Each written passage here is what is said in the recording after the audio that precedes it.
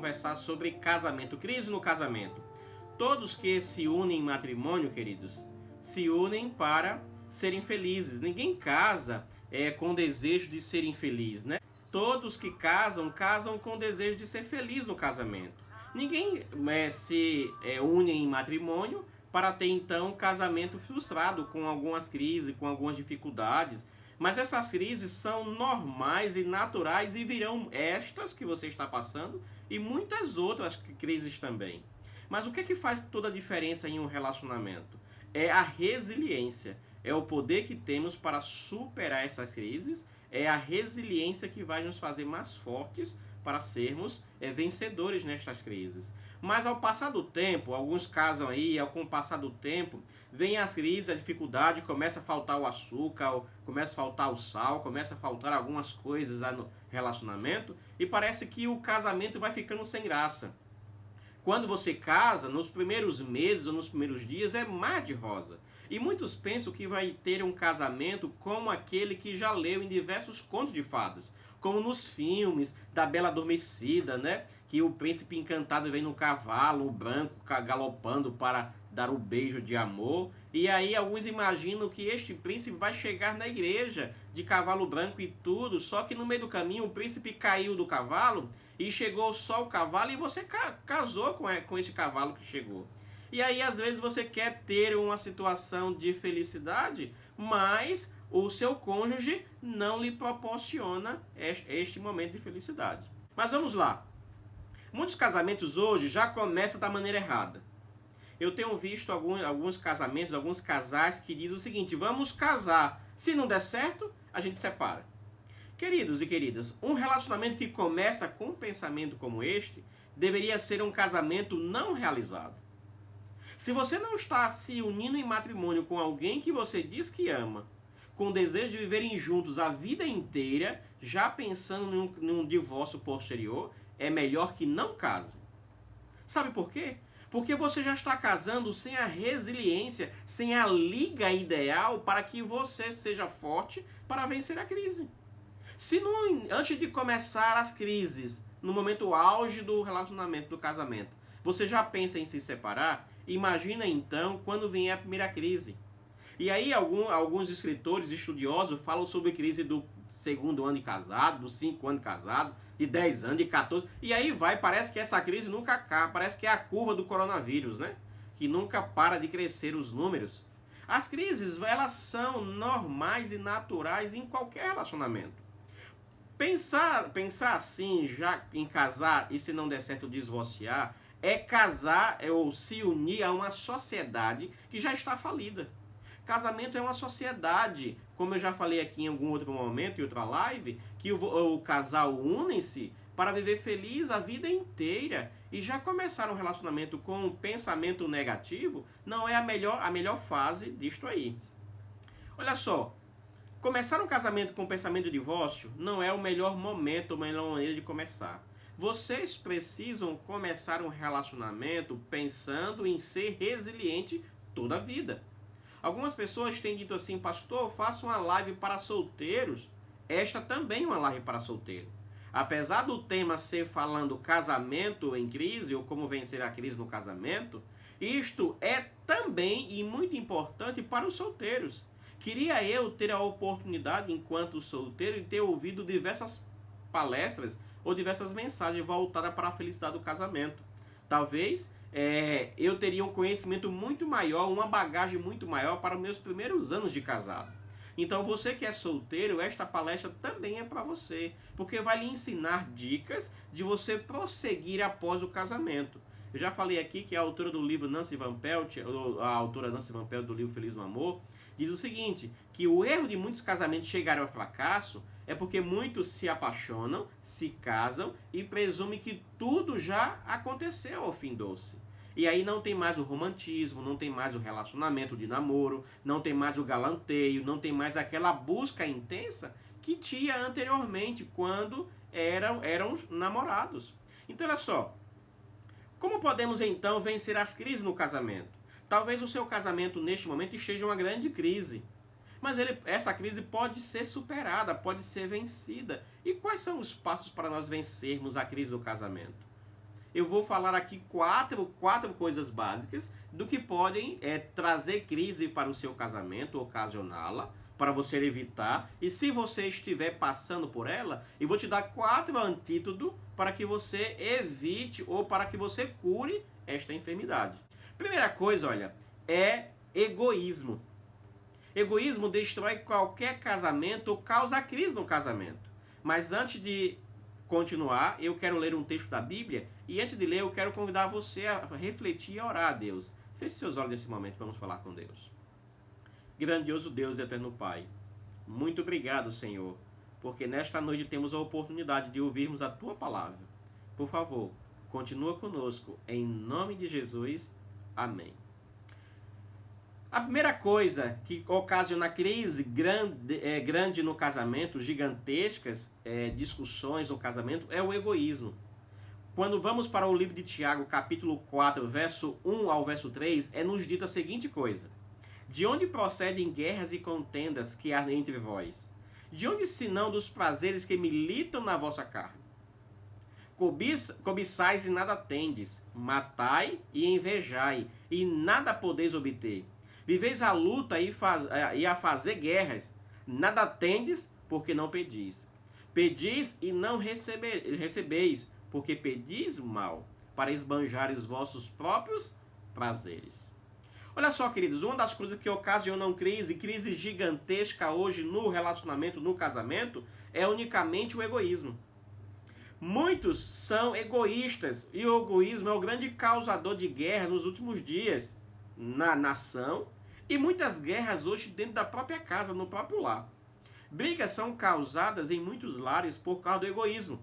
Lembra do seu tempo de namoro, como que era o relacionamento? Era assim, olha, os dois eram altruístas, os dois compartilhavam relacionamentos e compartilhavam desejos. Eles esperavam um pelo outro. E dizia o seguinte, quando alguém dizia, eu vou chegar atrasado, o outro disse, não, tranquilo, eu te espero. Fique tranquilo, não se desespere. Quando era para pegar de carro, dizia assim, olha, eu vou até aí, fique aí, eu te pego na porta.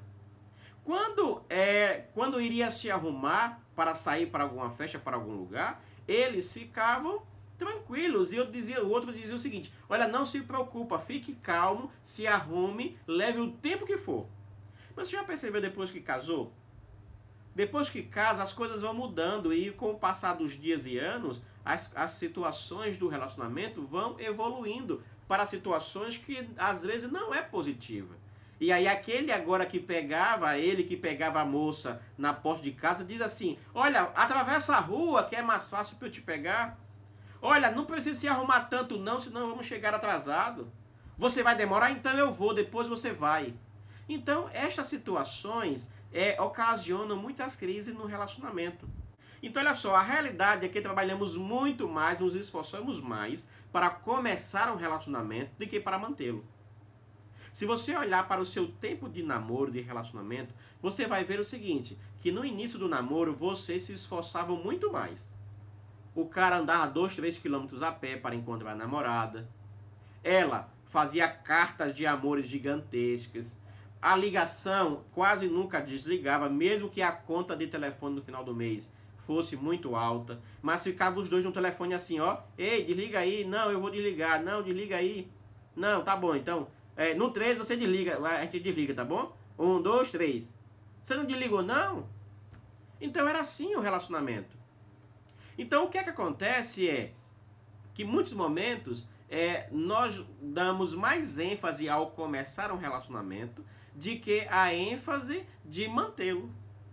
Hoje, qualquer briga no casamento é motivo ou sinônimo para a desistência. Qual é o resumo de tudo isso? Quer dizer que o egoísmo precisa ser encarado, ou seja, precisa ser saído de cena e dar lugar para o altruísmo. Eu preciso entender que eu sou uma pessoa egocêntrica. Às vezes eu imagino que o mundo gira em torno dos meus pensamentos, dos meus desejos. Mas após o casamento, eu preciso entender que a outra pessoa precisa também estar em evidência. O altruísmo precisa aparecer mais no relacionamento. Mas tem gente que diz, não tem mais jeito, meu relacionamento acabou. Não tenho mais paciência para lidar com ele, já falei diversas vezes. Eu não tenho mais paciência para lidar com ela, porque ela não me escuta. Não consigo mais viver com esta pessoa. Sabe o que é que falta? Falta é ter mais resiliência no início. Porque no início do namoro, tudo era superado. Temos muita dificuldade de mudar, sim ou não? E o egoísmo é natural na vida de cada um de nós. Você passa a maior parte do seu dia pensando em você mesmo. Pensando no que você vai comer, no que você vai vestir, como você vai se divertir, como você vai passar o seu tempo. O egoísmo está entranhado em nosso DNA. Após o pecado, nós vivenciamos assim.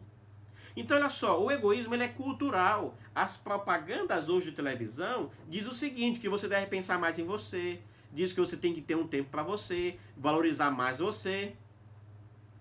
Então, as situações é indispensável perceber que essas crises não é o fim da coisa, é o adubo para um relacionamento mais forte, mais íntegro, mais unido.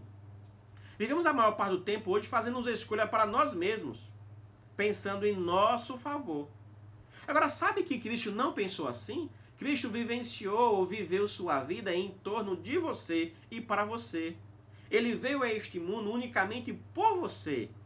Nós precisamos aprender um pouco mais sobre este exemplo em Cristo. Agora, o que poderia neutralizar este egoísmo? E aí é o antídoto para este sentimento. É a abnegação. Quando abrimos a Bíblia em Filipenses capítulo 2, verso 4, nós pensamos assim, ó. Não tenha cada um em vista o que é propriamente seu, senão também cada qual o que é dos outros. Filipenses está nos dizendo o seguinte, que eu preciso entender que eu devo pensar em mim. Sim, e isto também, em suma, não é ruim, mas eu preciso também pensar e cuidar do outro.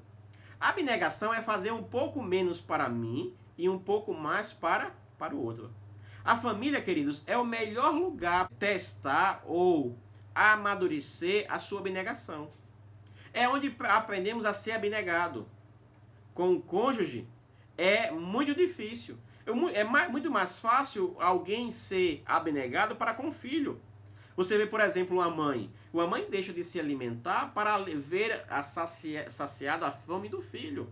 Ela deixa de comer aquele alimento para dar ao filho. Isso é abnegação. É menos para mim e mais para o outro. Só que quando parte na vida conjugal para o cônjuge não imagina ou não deseja ser abnegado para com o outro. Ele pensa mais nele e menos no outro. Este egoísmo traz crises gigantescas para muitos casamentos.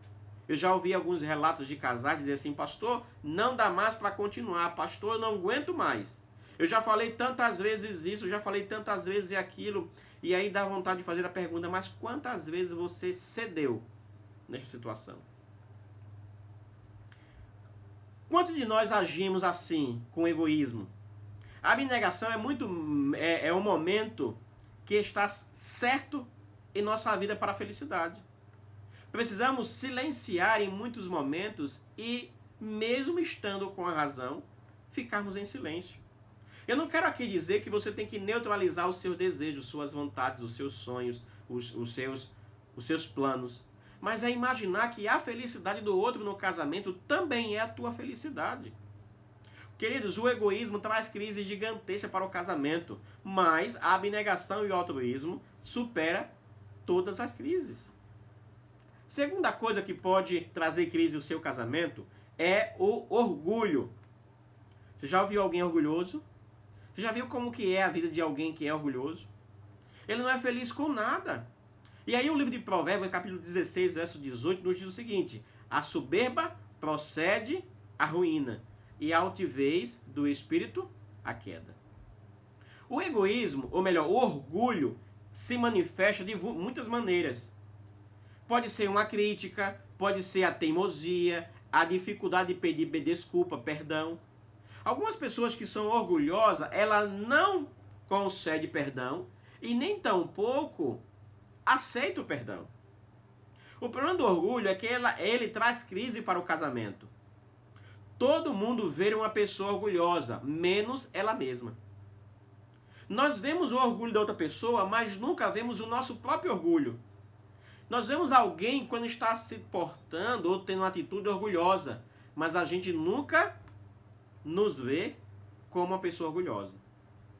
E aí, o antídoto para o orgulho é a humildade. E o Provérbio capítulo 13, verso 10 diz assim: da soberba só resulta a contenda, mas com os que se aconselham se acha a sabedoria. Ser humilde, quando somos humildes, nós transformamos a crise em vitória.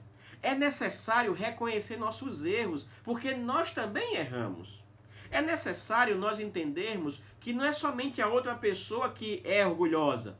Nós também somos orgulhosos. E olha lá, em muitos momentos, somos 100% orgulhosos. Mas o nosso orgulho é tão grande que nós não vemos que nós somos pessoas que somos pecadoras, pessoas que erramos, pessoas que não voltamos atrás, pessoas que não perdoamos e vivemos a vida somente esperando o perdão da outra pessoa. Vivemos a vida somente esperando a mudança da outra pessoa, quando a mudança deve começar em mim. Então, às vezes, o grande problema do seu casamento não é o seu cônjuge, é você mesmo, que tem sido uma pessoa orgulhosa, que tem sido uma pessoa que não tem sido talvez humilde ao ponto de ceder. Na felicidade no casamento, precisamos entender que o orgulho destrói a felicidade e traz crise para o casamento. O orgulho não aceita, o orgulhoso não aceita os seus erros. Ele acaba distanciando o relacionamento. Quer ver uma coisa bem clara? É a situação de algo que o cônjuge errou.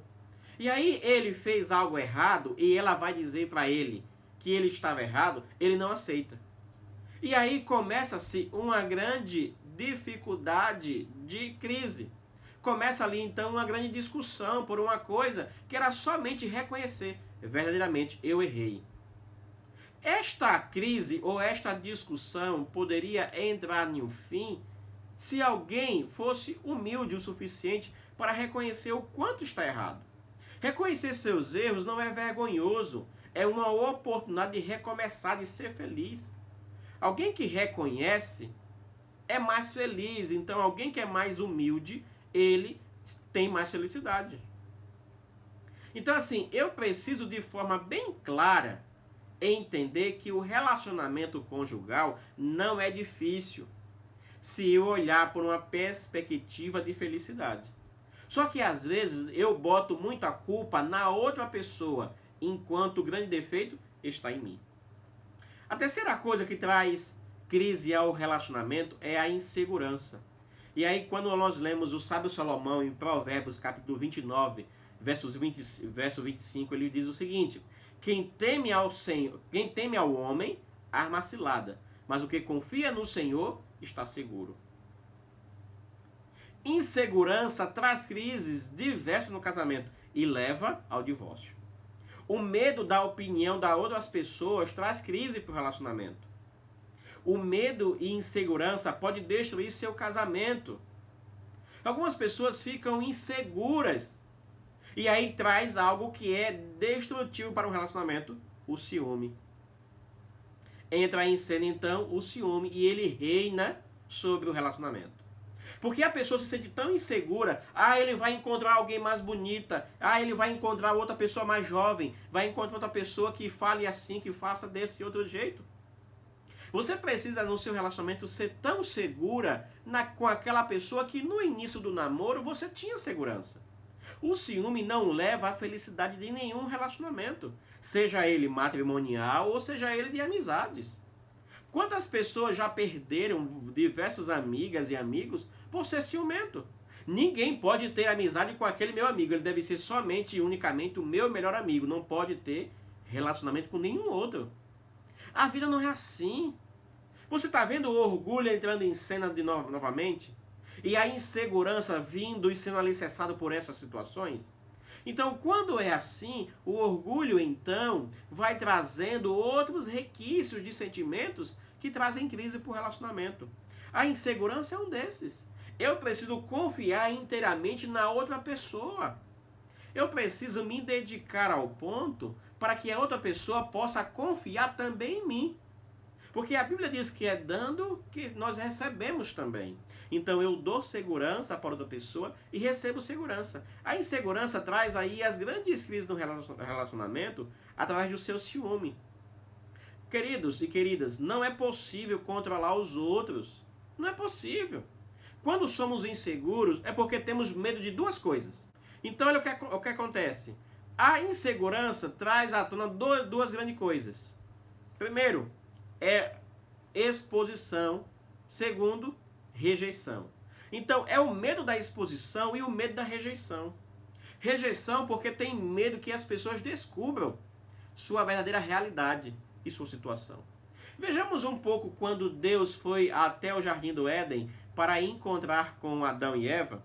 Eles se esconderam, ficaram inseguros. E aí Adão diz assim, olha Senhor, eu ouvi os teus passos no jardim, tua voz aqui, e tive medo e me escondi. A insegurança ela é baseada muito no medo. Uma pessoa que tem medo das coisas, do mundo, das opiniões, ela vive se isolando e se distanciando do seu relacionamento. A rejeição é outra coisa é a rejeição, né? E a rejeição é uma das coisas horríveis na vida. Ser rejeitado pode trazer transtornos psicológicos para a pessoa pela vida inteira. Lembra quando você era criança que queria brincar e alguém disse, não, você vai ser café com leite. Lá na minha cidade, no meu estado, dizia o seguinte, eu queria brincar de várias brincadeiras e disse, não, você vai ser café com leite. O que seria ser café com leite? Era aquele que nem cheira mal, nem cheira bem, é aquele neutro. É aquela pessoa que está na brincadeira, mas não conta ponto e nem perde ponto. É um fingir, um faz de conta.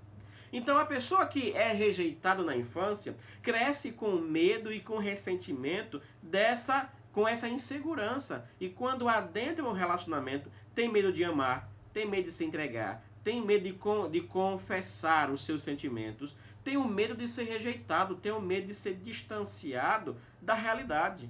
Então, a insegurança traz a rejeição, o medo da rejeição, e traz também o medo da exposição. É melhor ficar aqui no meu cantinho do que eu ser exposto e passar por uma situação constrangedora. É necessário, quer dizer, entender que Deus no coração, ele fortalece nossa vida.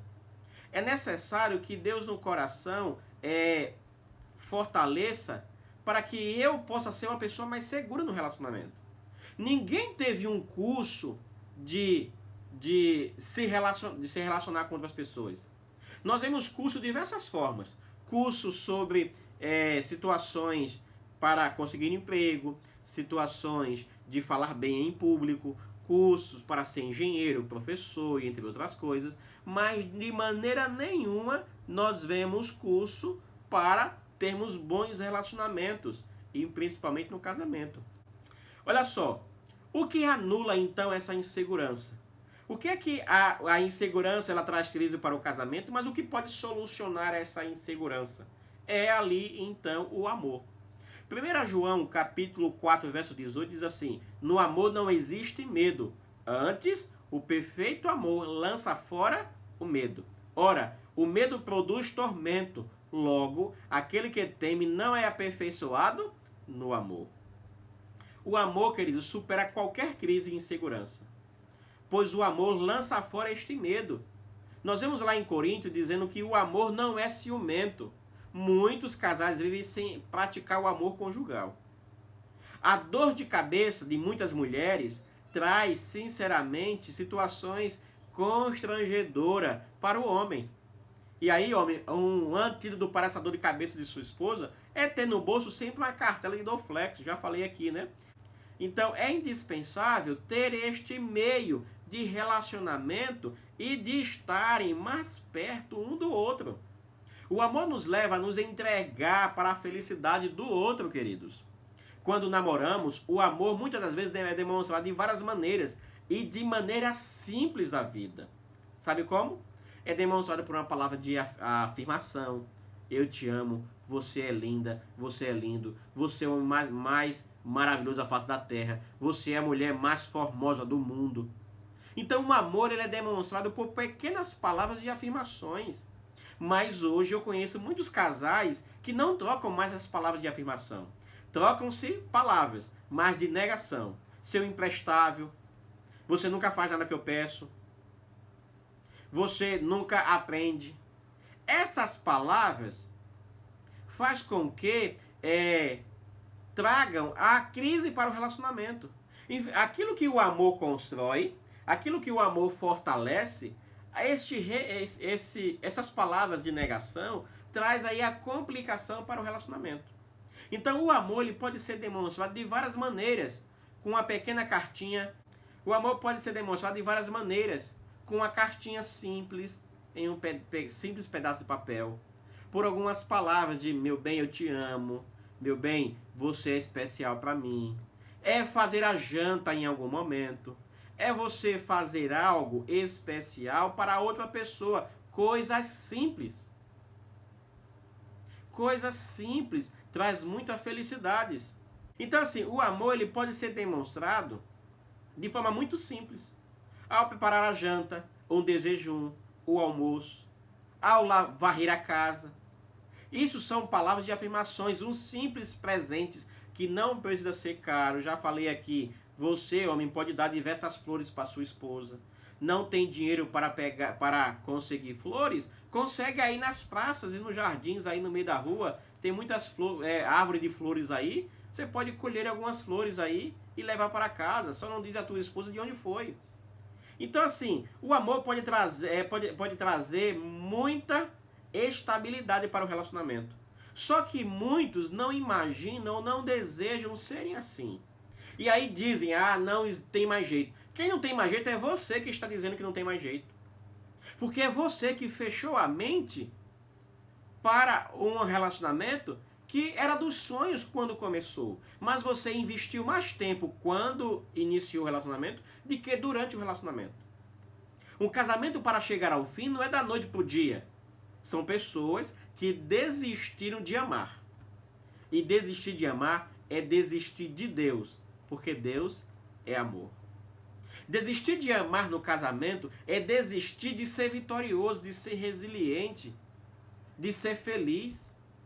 Então algumas pessoas dizem que o amor acabou. O amor não acaba, o amor é Deus. Algumas pessoas dizem assim, o meu sentimento por ele, o amor que eu sentia no início não é mais agora. Foi você que parou de molhar aquela plantinha. E ela parou, é claro, de florescer.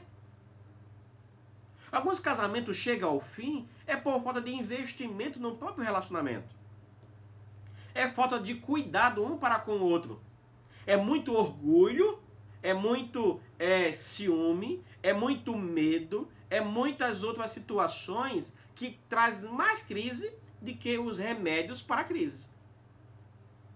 Então, em situações que estamos vivendo hoje, em tempos de isolamento, em tempo de escassez, em tempo de distanciamento, as coisas simples da vida fazem a diferença. Por exemplo, estamos aí esse bom tempo de distanciamento. Ninguém pode ir para o shopping, ninguém pode ir para os restaurantes, ninguém pode ir para lugar nenhum. Mas o que você tem feito para fazer a diferença no teu lar? Será que alguns casamentos estão entrando em crise porque os dois estão juntos 24 horas por dia? Eu não entendo isso. Quando namorava, queria estar junto 24 horas. Mas depois que casou e agora, porque está sendo obrigado pelas leis ficar em casa junto com o cônjuge, está tendo crise. Em vez de estar se amando, se namorando, beijando, fazendo amor à vontade, 3 vezes o dia. Porque sexo Deus deu como um maravilhoso presente. Sexo é uma bênção dentro do casamento. E muitos não estão praticando o sexo porque estão brigados, estão em uma crise besta, boba, de coisas simples. Então, muitos estão preocupados, desesperados com a situação financeira, em vez de amar um ao outro. Então, olha só, o amor, ele não acaba. Quem muda é você pelo desejo de querer ter alguém diferente. Você precisa aproveitar hoje o momento para estar mais feliz com seu cônjuge. Estar mais íntimo, ouvir a história do outro, Pega o álbum de fotografias do tempo lá, vai fazer vergonha. Porque você talvez era muito bonito ou bonita antes, agora está acabado. Ou você pode ser muito feio antes e agora você está um príncipe encantado. Mas pega lá o álbum de fotos, ninguém sabe o que é foto, alguns aqui sabem o que é retrato. Pega lá o álbum de retrato e vai olhar. Vai ver como que vocês eram felizes no passado. Vai abrir o teu Facebook e ver lá as imagens, porque no Facebook só vai as belas imagens, só vai os bons momentos. Então, vai lá ver esses bons momentos. Vai lá curtir um pouco mais a vida, olhar um para o outro, cara a cara, olho no olho, e dizer assim, eu amo você. Eu amo você.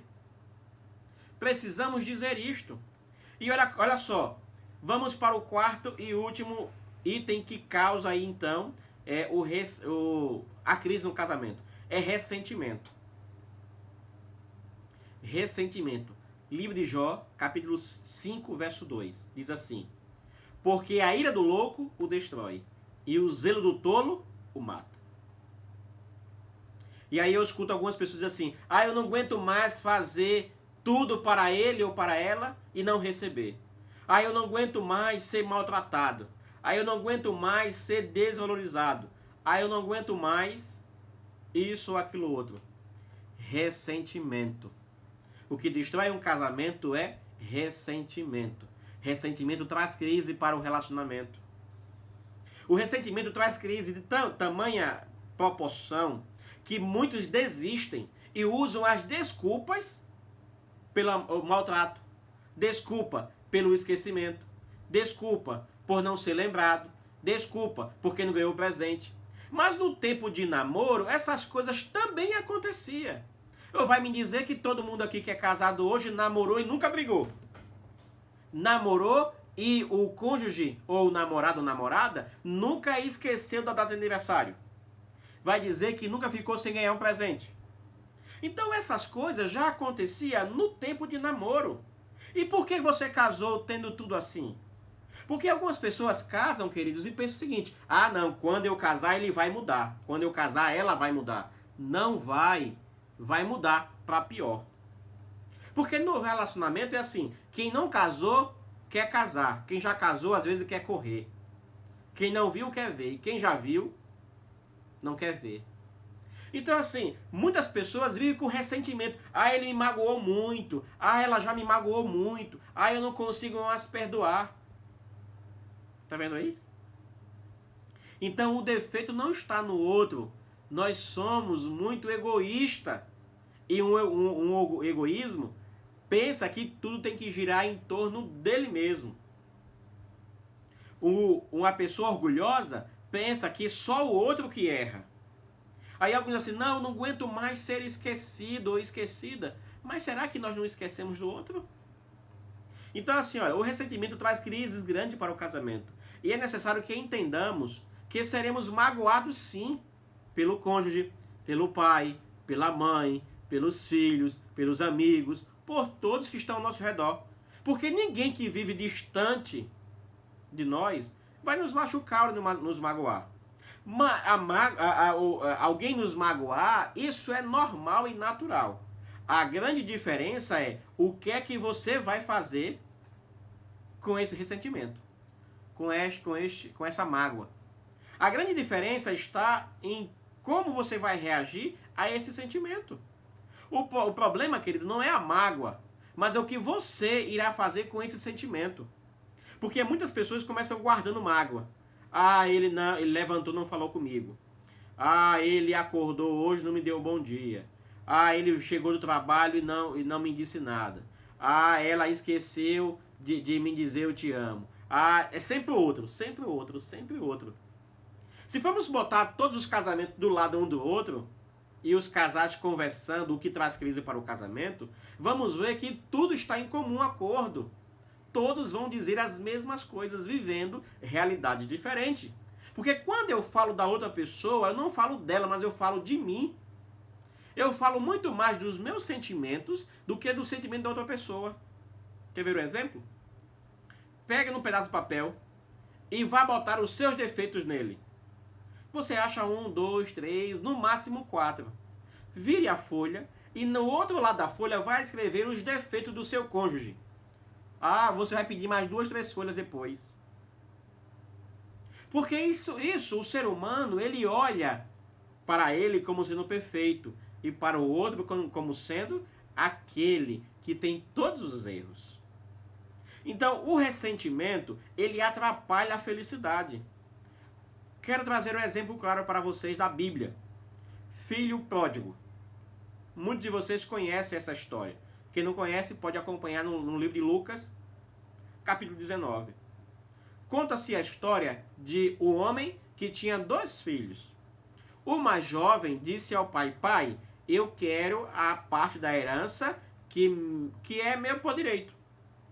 Só que todos sabem que herança só existe quando aquele que tem o recurso morre e deixa então para os seus herdeiros. Então, o filho só teria direito à herança quando o pai morresse.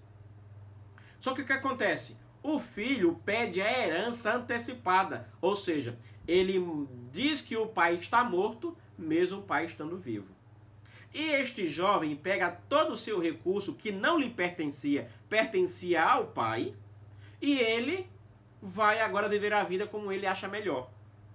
Quando acaba todo o recurso, ele se sente na escassez, na crise, e a crise revela quem nós somos. A crise mostra verdadeiramente os nossos relacionamentos. A crise mostra quem é você na sua intimidade. A crise mostra se você é a pessoa preparada para vencer ou se você é uma pessoa preparada para perder. A crise vai revelar quem é você e suas forças. Então, olha só. A crise chegou para aquele jovem, ele perdeu todos os seus recursos e ele decide então, o Espírito Santo toca em seu coração e ele retorna para a casa do pai. Quando ele chega na casa do pai, o que acontece? O pai recebe ele com maior alegria. Só que o irmão guardou em seu coração ressentimento. E olha para o pai com desprezo. E olha para o irmão que estava perdido e agora voltou para a casa com raiva, com rancor. No casamento é a mesma coisa. Muitas das vezes, queridos, eu e você guardamos muito ressentimento da outra pessoa. E o errado é sempre a outra pessoa e nunca nós mesmos. O ressentimento daquele filho que estava em casa, na companhia do pai, o distanciou da grande felicidade de ter o seu irmão de volta para casa. Enquanto o pai se alegrava com todos os convidados, o irmão mais velho ficou no lado de fora da festa, com o coração amargurado. No casamento, você pode escolher ser o pai que aceita perdoar e receber outra pessoa com todas as suas falhas e os seus erros, ou o irmão ressentido que escolheu perder o momento de felicidade porque guardava em seu coração ressentimento. Quantas pessoas você já magoou? Você não lembra, mas você lembra claramente quantas pessoas te magoaram. O ressentimento traz uma grande crise para o casamento, ao ponto de algumas pessoas dizerem assim: não dá mais, não aguento mais, ele me machucou muito, ela me desprezou muito, ela tem muito dor de cabeça. Toda vez que eu a procuro, ela me dá desculpa de dor de cabeça. Ah, eu não aguento mais, meu casamento já está por um fio, eu não consigo mais suportar a outra pessoa. Ah, eu não consigo mais ser a mesma pessoa com ele ou com ela. Nós já brigamos muito, nós já chegamos em situações difíceis. Mas aquilo que eu dou como relatório é muito mais do que eu acho do que o que a outra pessoa é. Para vencer o ressentimento, só existe um remédio, é o perdão. Enquanto o ressentimento traz crises gigantescas para o relacionamento, o perdão traz aí a felicidade. Então, olha só, o perdão, ele pode apagar todo o ressentimento, toda a mancha que o ressentimento causa. O perdão, Mateus capítulo 6, verso 12, diz assim, olha: e perdoa-nos as nossas dívidas, assim como nós perdoamos aos nossos devedores. Queridos e queridas, escute uma coisa aqui, ó. Escute cá. Ei, olha aqui para mim, escute. Na oração do Pai Nosso, nós damos autoridade a Deus para nos perdoar da mesma forma ou com a mesma proporção que nós perdoamos a outra pessoa. No seu casamento é a mesma coisa. Você quer ser perdoado? Perdoe. Você quer ser amado? Ame. Você quer ser alguém valorizado? Valorize. Você quer ser alguém que é cuidado? Cuide. É melhor cuidar do outro, porque a felicidade do outro é a nossa felicidade. No casamento, o cônjuge precisa aprender a perdoar mutuamente. Porque vai ter dias que tua mulher vai acordar, querido, que não quer ver nem a luz do sol. E quando você vê isso, sai de perto, porque ela está na TPM. Tensão para matar. Então corra, se distancie, deixa ela no canto dela. Porque mulher é um bicho ruim. Ela sangra 7 dias e não morre. Imagina o homem. O homem se sangrar 2 horas já morreu, bateu as botas. Então tem homens que não quer conversar sobre alguns assuntos. E você, mulher, precisa entender que ele tem um momento que é só dele. E aí já teve algumas palestras que eu já falei da cabeça do homem e da mulher, né? Então o homem tem um espaço do nada. E o homem está sentado no sofá, olhando para o teto, não está pensando em nada. A mulher chega perto dele e diz assim, tá pensando em quê? Ele diz em nada. Ele diz, não, tá pensando em alguma coisa, me diga. Não. Aí a mulher insegura vai dizer, não, ele tá pensando em outra. Ele não me ama mais, eu estou muito gorda. Quer ver um exemplo claro? Os dois estão deitados na cama. Os dois estão deitados na cama. O homem está olhando fixamente para o teto. Olhando lá para o teto, ó. E a mulher está do lado dele. E ele olha para o teto fixamente. Na mente da mulher, ela está dizendo assim, ele não me ama mais, tá me traindo. Ele tá com outra, tá pensando na outra. E aí dá vários adjetivos, né? Isso, não sei o que, isso e muitas outras coisas. Na cabeça do homem, sabe o que está passando? Ele está olhando para o teto e está pensando assim, como que essas duas moscas conseguem ficar pousadas de cabeça para baixo e não caem? Mas a insegurança, o ressentimento, o orgulho vai fazer com que esta mulher não entenda que ele não está pensando em nada. Está na nuvem, sem pensar em nada. O homem tem disso. Como a cabeça de mulher é um monte de fio emaranhado, tudo junto, dando curto-circuito.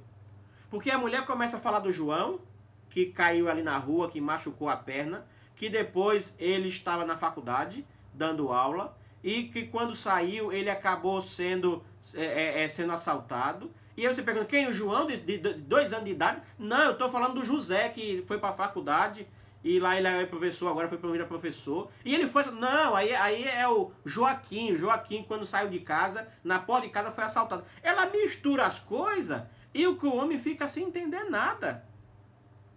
Então o homem, às vezes, para ser resiliente e não brigar, ele fica na caixinha do nada dele lá paralisado. E aí, queridos, por estar na caixinha do nada, às vezes não traz aí a felicidade. E muitas mulheres inseguras não entendem essa situação e ficam desesperadas. Mulheres, você precisa entender que perdoar é mais importante do que ser perdoado. Homem, você precisa entender que perdoar é mais importante do que ser perdoado. O homem tem um raciocínio lento. Porque o homem conversa uma coisa de cada vez, a mulher conversa tudo junto. Então é o seguinte, o perdão, queridos e queridas, é o melhor remédio para o ressentimento. Muitas vezes queremos apenas ser perdoados, mas não queremos perdoar. Dizemos sempre que a culpa é da outra pessoa. Dizemos sempre que a culpa é do outro. E se você pensar assim, perdoar não será fácil. Mas imagina o seguinte, Deus perdoou você a despeito de suas falhas, a despeito das muitas vezes que você errou. Deus ama você e deseja seu sucesso no casamento, queridos. Deus quer ver você vencer as crises no seu relacionamento. Você precisa aprender a perdoar, porque o perdão faz com que o seu ressentimento seja apagado, seja destruído, seja aniquilado. Não seja egoísta, orgulhoso, inseguro e não guarde ressentimento. Mas seja seguro, confie em Deus, confie no seu cônjuge e o seu relacionamento será feliz. Comece hoje uma nova história na sua vida. Você está dizendo que o seu casamento não tem mais jeito? Faça coisas diferentes. Porque às vezes queremos resultados diferentes, mas fazendo as mesmas coisas. O que você fez de diferente nesses últimos dias? Hoje foi domingo, talvez alguns que estão saindo para trabalhar hoje não saíram. O que você fez diferente hoje? Convide amanhã de manhã sua esposa para ter um desjejum fora de casa. Bote a mesa na varanda, lá no quintal, e bote uma mesa bonita. Vá dormir hoje, bote algumas velas. Faça um clima diferente, põe um fundo musical. Conte algumas coisas belas que mulher gosta muito. Mulher é muito besta para se enganar. Diga para ela assim, olha, hoje eu vou te pegar, hoje eu vou acabar com você. Hoje você vai ver. Não vai nada, não vai fazer nada, vai deitar e dormir. Mas mulher gosta de ser enganada, pelo menos você diga. Para ela se sentir valorizada. Porque às vezes você não consegue ser essas coisas todas. Mas é preciso falar para a sua esposa. Comece hoje, queridos, uma nova história na sua vida. Não deixe que as crises destruir o que você levou anos para construir. Não deixe a crise destruir o que você levou anos para construir. Se você não tem força, busque ajuda. Busque alguém que pode lhe dar um norte. Busque alguém que pode dizer por onde você deve começar. Busque alguém que pode te orientar. Busque alguém que pode te dar algumas ideias diferentes. Busque a Deus que pode solucionar o problema da tua vida. Busque ao Senhor. E o meu desejo hoje, queridos e queridas, o meu desejo hoje é que você possa ser feliz no seu casamento. O meu desejo é que você possa vencer as crises e que por muitas vezes que a crise volte, muitas vezes que a crise apareça, você possa ser altruísta e possa vencer todas as dificuldades. E que a maturidade no seu casamento seja o suficiente para tornar o seu relacionamento mais feliz e maduro. Pensar em desistir daquele que você prometeu viver a vida inteira talvez seja um índice de que você precisa de ajuda. Busque ajuda. Busque uma terapia. Nós já falamos aqui na última terça-feira com a psicóloga Karine aí, que a terapia familiar é muito importante. A terapia de casal ela é indispensável, não só para os casamentos que estão em crise, mas para que eles possam entender que precisam de ajuda e que nem sempre vocês conseguem vencer sozinho. Busque a Deus. E se você buscar o Senhor, tenha certeza, vitórias você alcançará. Eu quero orar por você. Quero orar por você. E se você aceita essa oração, bote aí e escreva assim: eu aceito que ore por mim. Talvez você esteja vivendo momentos difíceis no seu relacionamento, mas tenha certeza, Deus pode e Ele vai transformar a sua vida. Eu quero orar por você. Se você aceita a oração, escreva aí: eu aceito. Feche seus olhos e vamos falar com Deus. Querido Deus e Senhor, muito obrigado, Pai, porque a tua bondade tem nos alcançado, o teu amor tem nos restaurado. Queremos ser pessoas resilientes no nosso relacionamento, pessoas maduras, que possamos ter atitudes maduras também, Senhor. Abençoa cada relacionamento, especialmente a da Adriana, que aqui expressou que nós orássemos pelo relacionamento dela. Que o Senhor a fortaleça e a restaure, conforme o teu querer. Fica conosco e cada casal que nos ouve, que cada pessoa que talvez não tenha um casamento ainda, mas muito em breve terá, que o Senhor possa dar sabedoria para lidar com as crises da vida, para que eles possam ser felizes eternamente. Fica conosco Em nome de Jesus. Amém.